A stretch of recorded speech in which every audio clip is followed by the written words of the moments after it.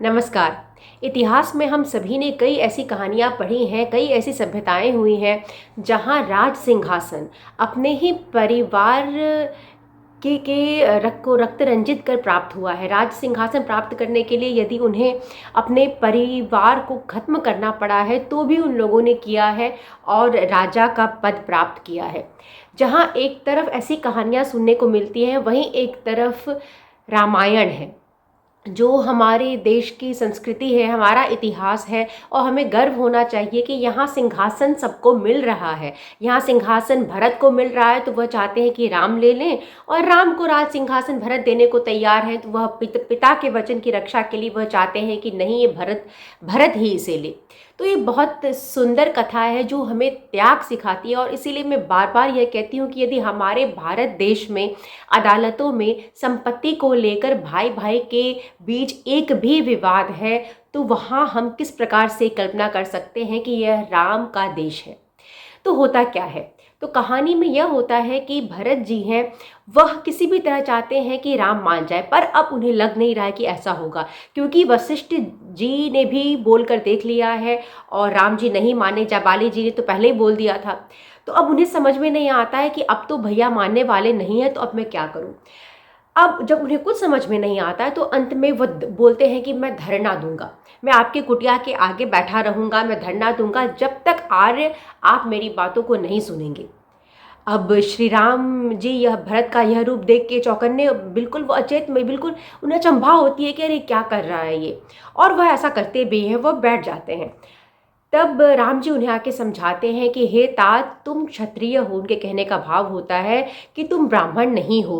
ब्राह्मण यदि इस प्रकार का धरना प्रदर्शन करता है अन्याय के विरुद्ध तो उसका विधान है, परंतु राज तिलक धारण करने वाले क्षत्रियों के लिए भरत यह विधान नहीं है। तुम ऐसा नहीं कर सकते हो।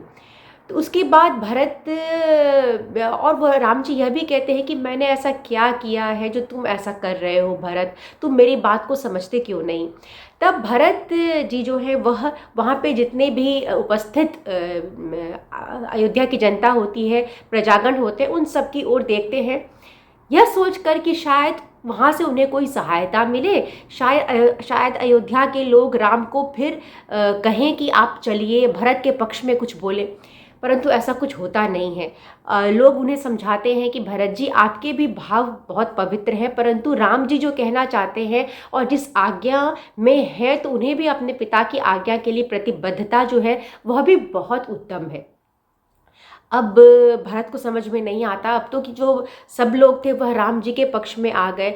अब क्या होगा, अब तो भैया किसी भी हालत में लौटने को तैयार नहीं है।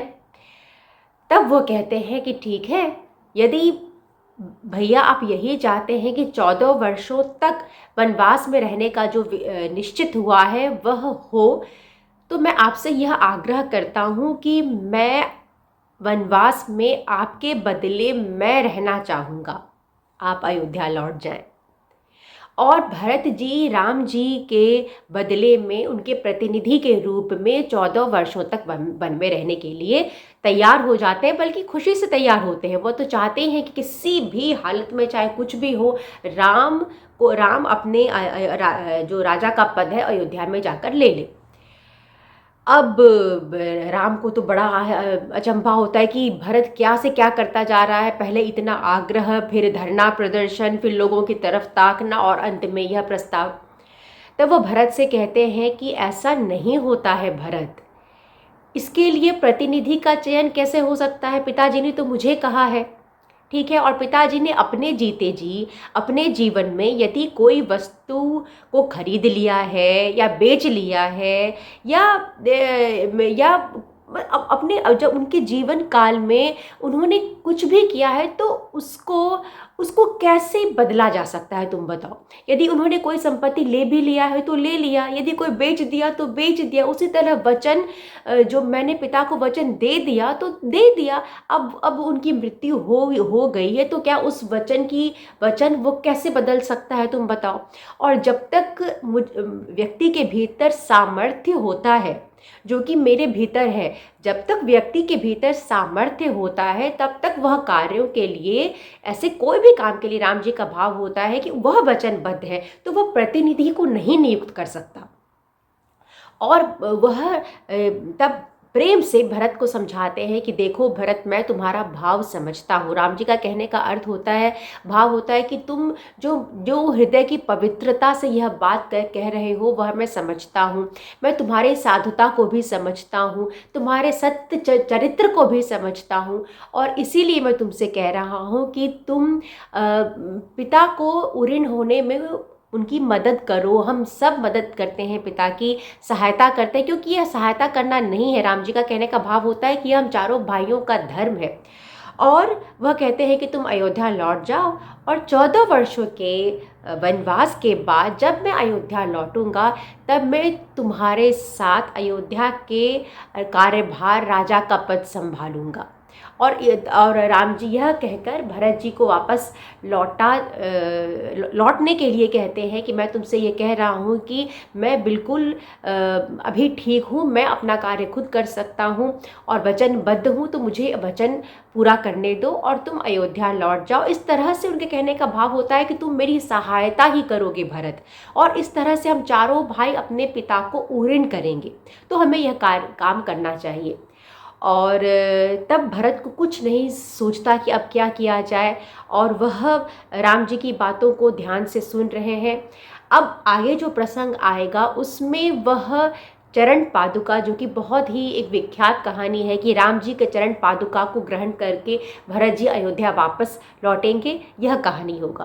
तो ये बहुत ही सुंदर, देखिए जो ये रामायण की कहानी है वो बहुत ही सुंदर है। उससे हमें सीखने की छोटी छोटी कहानियों में, हर कहानी में कुछ ना कुछ भाव छुपा है कि भाई भाई का प्रेम भारतवर्ष में कैसा होता था। भाई भाई का प्रेम बलिदान का होता था, भाई भाई का प्रेम एक दूसरे के लिए त्याग समझ का होता था। यह नहीं कि एक दूसरे के संपत्ति पर अपना आधिपत्य स्थापित करे। और जिस देश में घर के मुकदमे भाई भाई के यदि रोड पर आ जाते हैं, मार्ग पर आ जाते हैं, चौराहों में एक विषय बन जाते हैं लोगों की बातचीत का, या अदालतों में चले जाते हैं, वह व्यक्ति कैसे कह सकता है कि वह राम के देश में निवास कर रहा है। उम्मीद करती हूँ मेरी जो वीडियो है आप सबको पसंद आ रहा होगा। मुझे सुनने के लिए बहुत बहुत धन्यवाद।